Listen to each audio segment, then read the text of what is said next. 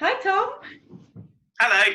Hi. Thank you for You all joining right? me today. Yeah, good. Thank you. Sun is shining, so what more do we need? So, yeah, thank you for joining me in conversation. So, what this is basically just a catch up. And I guess my first question to you is how are you coping with lockdown? Short answer is good days and bad days. I think I'm a pretty resilient character, so I just get on with stuff, and not much really phases me too much. So on the whole, I'm all right. I think there are days where I just think this is all a bit shit, and I can't really see a way out. And looking at the news is very depressing, and everything just feels a bit miserable.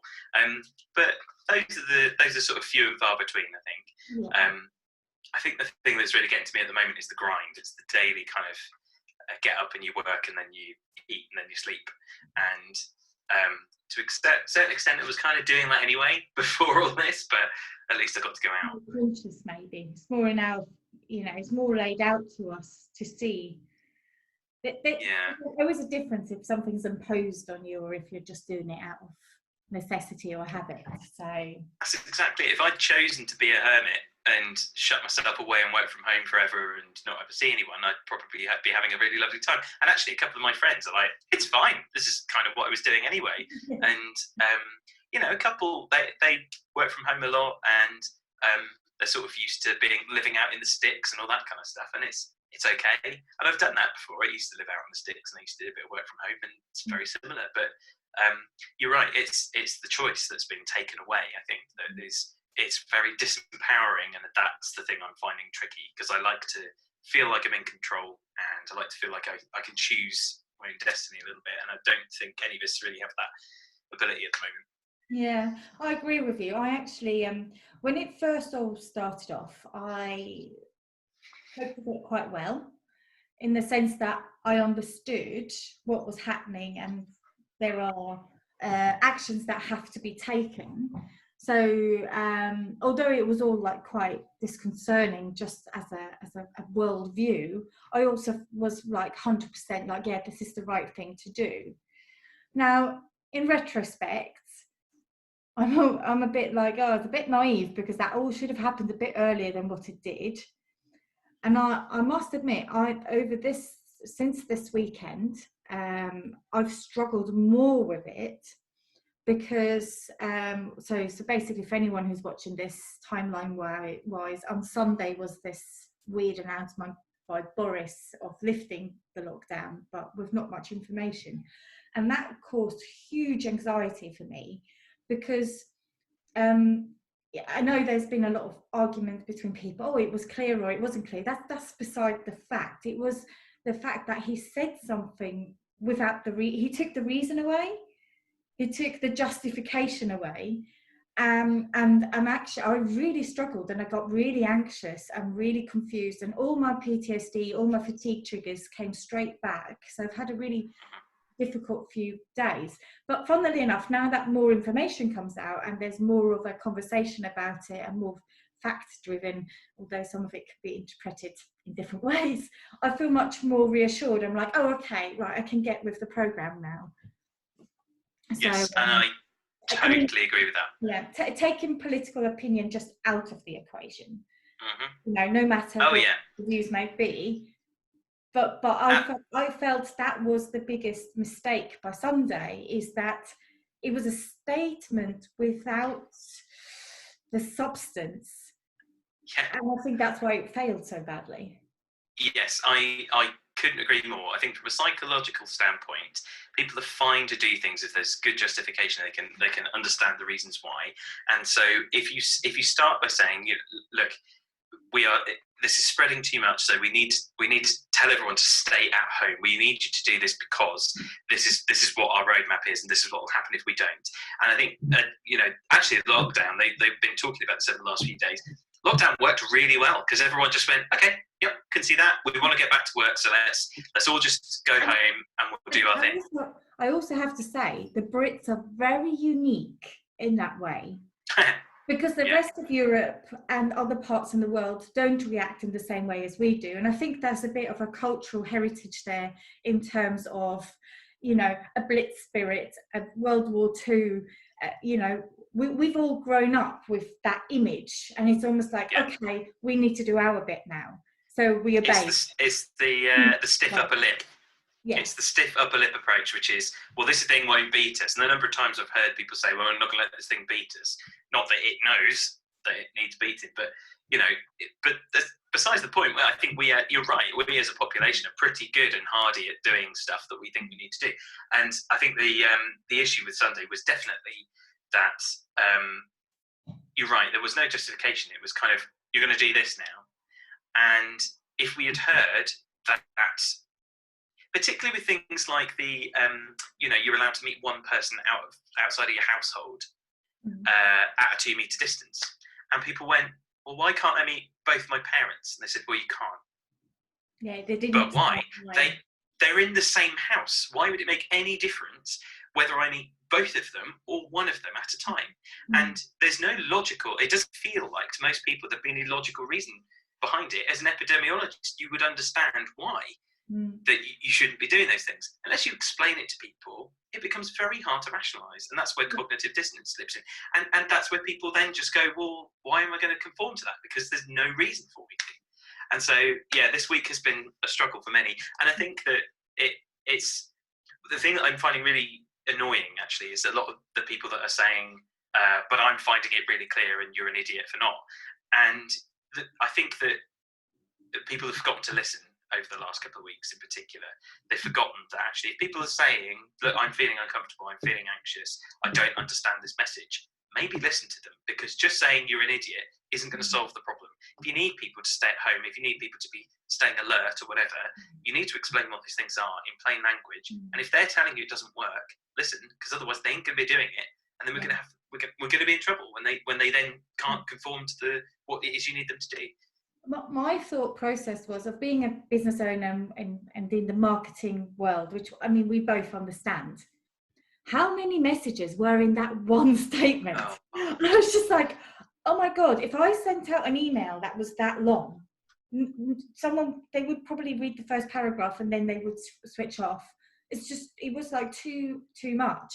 And on one hand, I appreciate, I tell you the one thing I really liked about it, it was that lovely little graph, the drawing of, and I thought, oh yes, I can deal with it. I get that.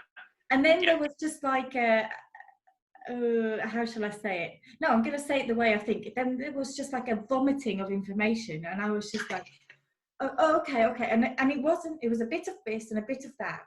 And I tell you what my biggest concern was straight away, which is completely irrational. I went, they're going to open workplaces? What? Tomorrow? Oh my God. And I completely panicked. Firstly, I don't work in one of those workplaces. Because there were so many questions in terms of how they were going to do it.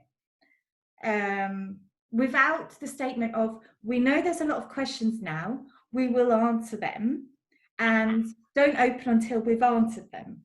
You know, that bit was missing for me, and I really went into a tears, and I ended up having a massive argument with my other half, going like, my God, what? How can they do this? And really panicked about it, when it really isn't. You know, it's one tiny bit to the big equation, and just chill, you know. Oh yeah, and I agree completely. I think actually when you look at the people who are you know, doing the messages and things at the moment, I think Rishi Sunak actually, to his credit, is doing a very good job and is very clear with what needs to happen. And you know, him clarifying all those things on Monday when he said actually what should have been said was you're able to go back to work from Wednesday. These changes are coming in from Wednesday. It should have been something that was hammered home. And I think, yeah, absolutely. You look at the difference in messaging over the lockdown. Right at the beginning, it was stay home, protect the NHS, save lives. Really nice, easy thing for you to remember. The colours really nice and bold. They did all that. I think they actually did change the colours and things eventually. But you know, it was nice and clear and memorable. And then the 4 things you could leave home. The 4 reasons you could leave home for. You know, really nice and easy for people to remember, very clear, give good instructions. You need people to do things, that's what you need to do. And this week has just been ambiguity on ambiguity. So I'm not surprised really that people don't know what they're doing. But hey, there you go. Well, let's hope they'll learn from it, and the next time they have announcements, drip feed stuff be a bit more gentler, you know. And I do understand that, you know, the economy, both of us being business owners, you know, there's a real threat that actually a plummeting economy could kill more people than the virus. I get that, yes. But that statement alone shouldn't be the argument that, you know, is the only deciding measure. Anyhow, moving away from all of this, so captured that off. One of the questions I've been asking everyone, so you will have noticed everyone on TV is talking about the bookshelf. Now, I love the fact that neither of us have a bookshelf in the background, but the question I've been asking our fellow eggs is, what would be on your bookshelf? And I have been sort of expanding that. So it doesn't only have to be a book, it can be a podcast, something you watch or learn from that has sort of shaped you and that you would recommend to others to engage with. Oh my Lord. Or something that you I'm not a big book reader, I must admit. I do like to read books, but I just don't find that I have the time very often. I envy many people who have time to read books, and lots of people have recommended Blinkist and all this kind of stuff to try. I just can't get on with them. So yeah, I'm not really a book person. I do like TV. I like to watch film, and those are the sorts of things I think that have influenced me, particularly in my moral stand, if you like, my moral outlook and things in the past. So I would say things like, oh wow, that's a really tricky one. Morally, and the way I like to look at things, I think I've been heavily influenced by Buffy the Vampire Slayer back in the day, right? Because you look at that series of stories that they created, there was always this emphasis on family and friends coming first. There was, incredible women characters, which was always really good. There's just so much to that series, which I think people miss, and it was a massive, heavy shaping influence, I think, on me when I was younger. So that's probably like the box set that I'd see on my bookshelf. I do like lots of graphic novels though, so I do try to read them. I'm just looking around because I do have a little bit of a bookshelf up there. There is one actually. Just give me 1 second, because there's one which I've got recently, which is absolutely gorgeous. It's called Kingdom by Jon McNaught, which looks like that, and it's absolutely beautiful. He's created this whole story about something which is a little bit sort of touches a bit close to home at the moment, but it's basically about a trip that this family take to like the coast somewhere, and I can't really see whether you can see that, but yeah, it's absolutely stunning, this book. Beautiful. I just love it, and the colours are really simple, and some of the pages are just like squares of little details that you notice, and they're tiny little things like a bird on a fence post and stuff, and it's this story of this guy noticing things as he's going on holiday with his family out into a trailer park out in the country, and it's just gorgeous. It's so evocative of those emotions that you have when you're little, or things that you notice, the little games of I Spy you play, and I just love it. So yeah, I quite like things like that where people are telling stories through art. So graphic novels like that, that's probably what my shelf would be full of. Oh, that's really lovely. And actually, I have to say, I did laugh when you said Buffy, because I remember Buffy more as for the boobs than anything else.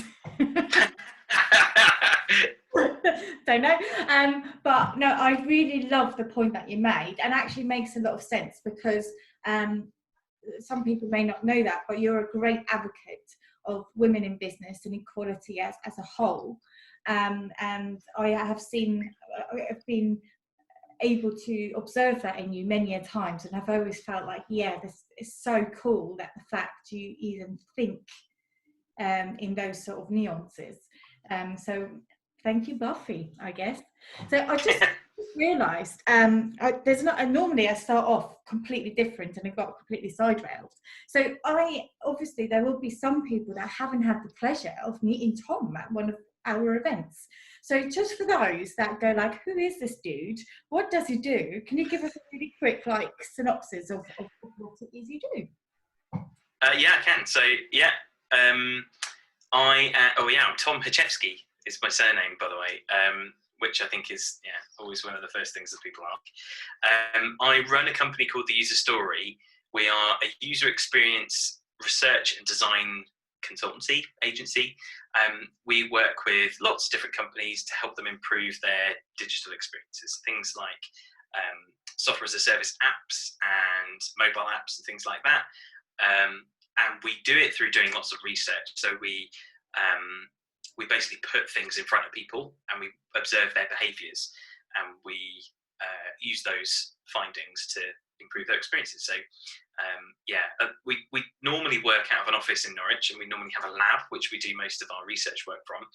We're obviously doing lots of remote research at the moment, so we luckily we do lots of that anyway, so we were quite set up, I think, to do that.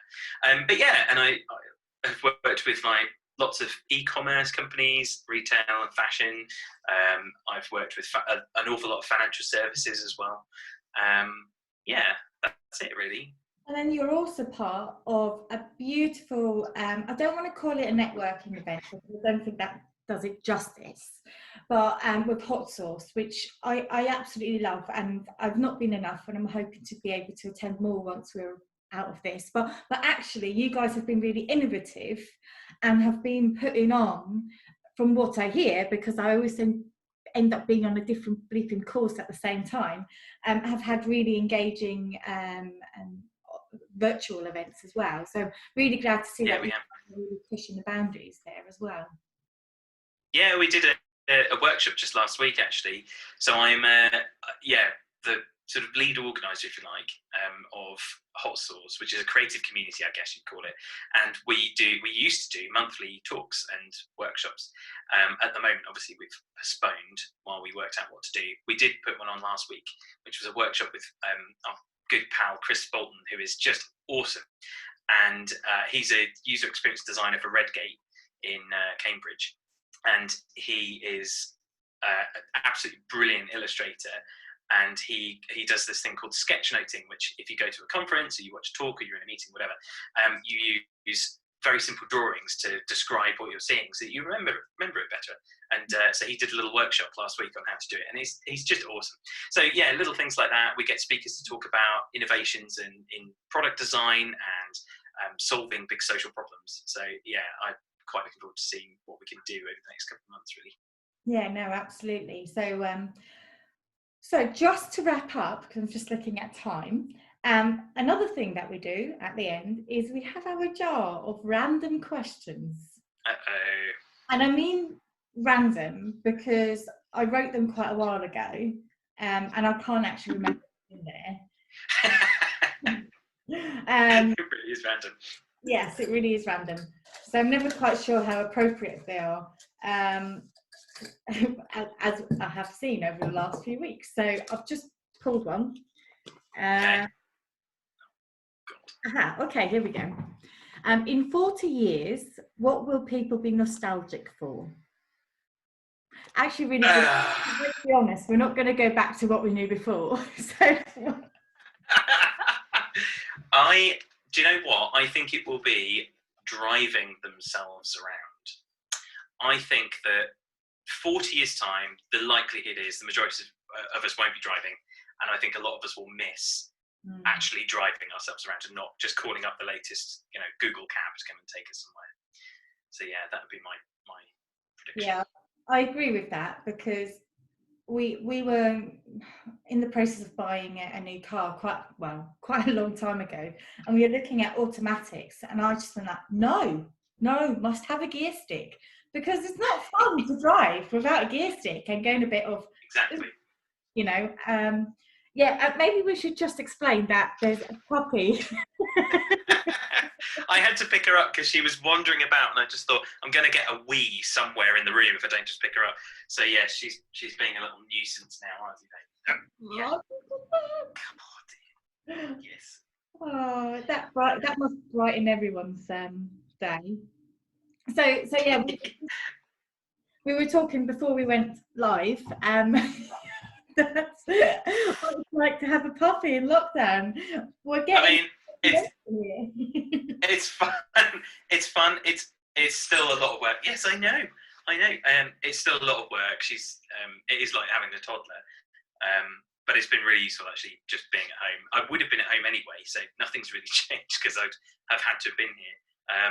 But with my other half also working from home at the moment, it just meant that we've shared the load a bit, and she's able to be around when she's little and do a bit of the training with her and stuff. So yeah, it's been good actually. I wouldn't recommend getting the dog in a lockdown because you do also have to have the dog when lockdown ends, and they are a lot of work. But yeah, if you're going to get a dog anyway, lockdown's as good a time as any to get one, I think. Absolutely. Are you thinking that once lockdown is fully lifted, are you starting to think about in terms of how you're going to approach going back? And if you are you thinking you're going to go back to what you had before, or are you thinking of tweaking things? Because you've got employees going, right, yeah? Yeah, so there's 6 of us in the team, and I think we've always had a flexible approach to work anyway. Many of us will sometimes work from home, they'll sometimes work different hours. We've had people that work remotely with us. One of our team actually lives in Cambridge and works remotely most days. So for us, the only thing it's really done is I think accentuate the times when we really do want to be together, and we want to those things are easier. Some of the interactions we have are easier when we're there in person. I don't think we'll ever get rid of the office. I like being in the office personally. I like the focus that it gives you. I like the fact that you can be physically together and present. But I think it's given everybody a bit of a new appreciation that actually working from home is viable. You can still communicate with people. All those things that we kind of already knew anyway, but we've highlighted. And even working with clients is fine. Everyone can do it. It's almost like you've been able to prove your theory. Now you've got evidence for it. I spoke to some. Can't remember too many conversations, but I spoke to someone who basically said that they've had to leave jobs in the past because of them moving into a different different location, and because of that had to give up the job. Where now actually it's been proven that what they've tried to display is you can work from home and you can be productive from home, because again, I don't know what it is with general mainstream bosses, let's say like the majority, being so suspicious of their staff skiving off all the time.